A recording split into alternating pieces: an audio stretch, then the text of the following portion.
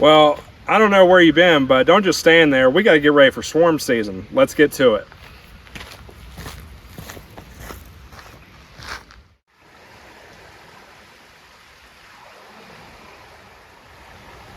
Good afternoon, beekeepers and bee enthusiasts. How you doing? It's another great day at the farm, and we are chilling.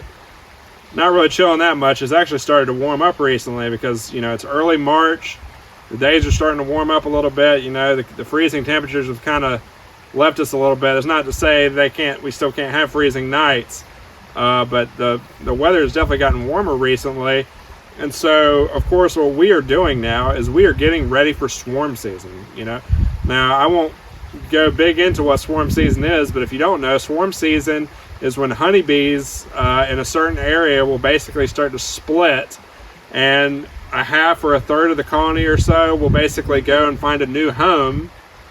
And usually what they'll do is they'll find a tree to rest in, but what we can do is we can actually set out swarm hives, or swarm traps as some people call them, and we can set them up in trees and whatnot, so the bees will actually move into our hives, and then we can use those honeybees. It's a lot easier than going and buying a package of bees for $200 that have a 50% failure rate, and there's all kinds of issues with that. It's a lot cheaper and a lot easier just to catch a swarm of bees.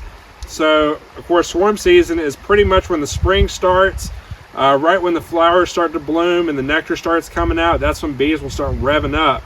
And even right now, the queens are starting to lay eggs to get ready, because very soon they're going to start splitting, and a lot of the colonies are going to be going to find different homes and whatnot. So what we got to do is we got to go around and we got to set up our swarm hives, set them up around trees and whatnot.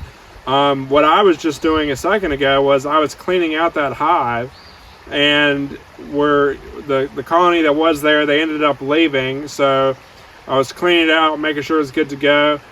We might end up painting the hive, not sure yet, because we're getting a little bit of mold on the outside.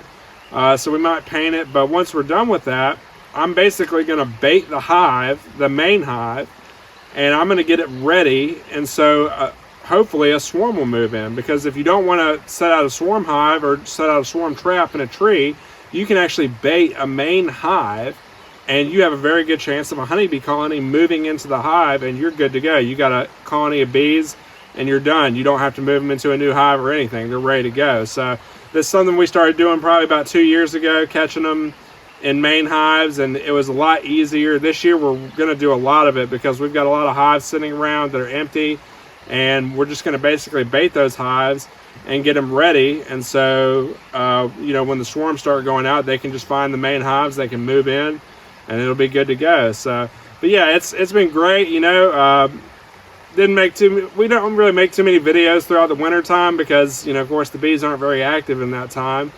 But in any case, you know, it's just about swarm season.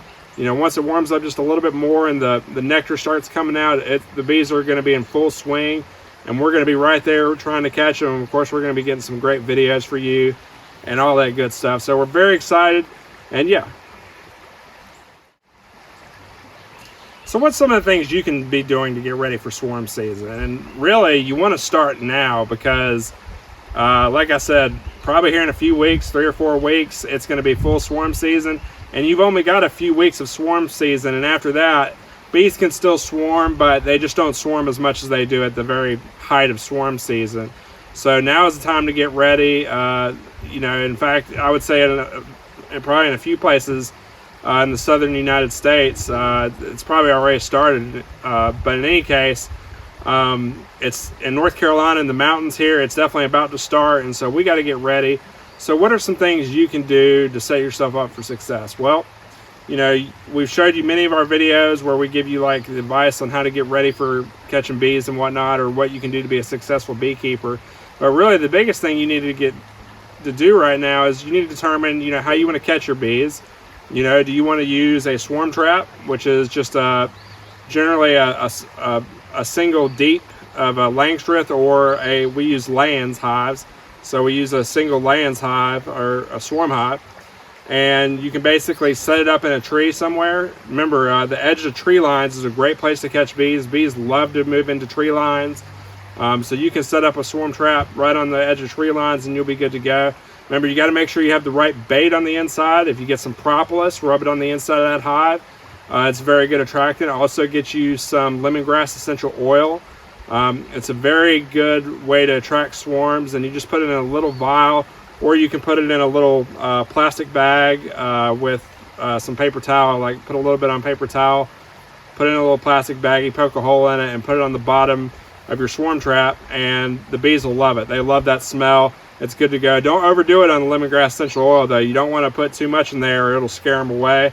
But if you just put a little bit in there, they'll be good to go.